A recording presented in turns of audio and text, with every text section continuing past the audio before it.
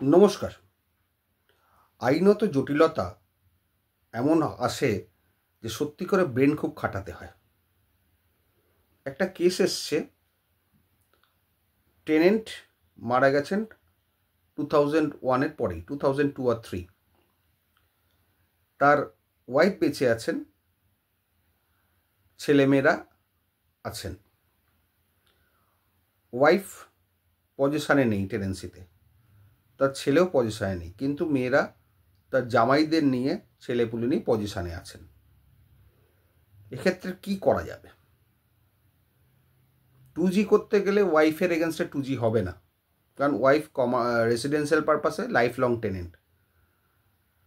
আবার উচ্ছেদের মামলা সেকশন 6(4)-এর আন্ডারে করতে গেলে নর্মাল এভিকশন স্যুট, সেক্ষেত্রে আবার ছেলে মেয়েরা ট্রেসপাসার্স হয়ে যাচ্ছে, তার এগেনস্টে আবার উচ্ছেদের মামলা প্রেমিস টেনেন্সি অ্যাক্টের নর্মালি 6(4)-এর আন্ডারে যা যা গ্রাউন্ডস আছে সেখানে লাই করবে না।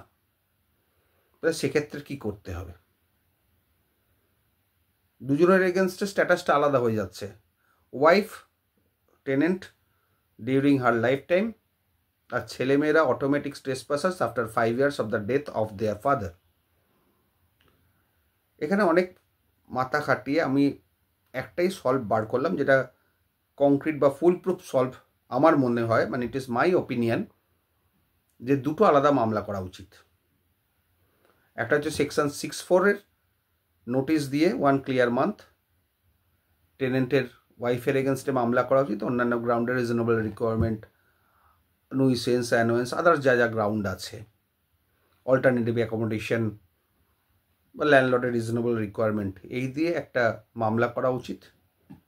আরেকটা মামলা করা উচিত ছেলে মেয়েদের এগেনস্টে, যেহেতু 5 বছর হয়ে যাচ্ছে, 5 বছর হয়ে গেলে তারা অটোমেটিক্যালি ট্রেসপাসার হচ্ছে under section 2G of the West Bengal premise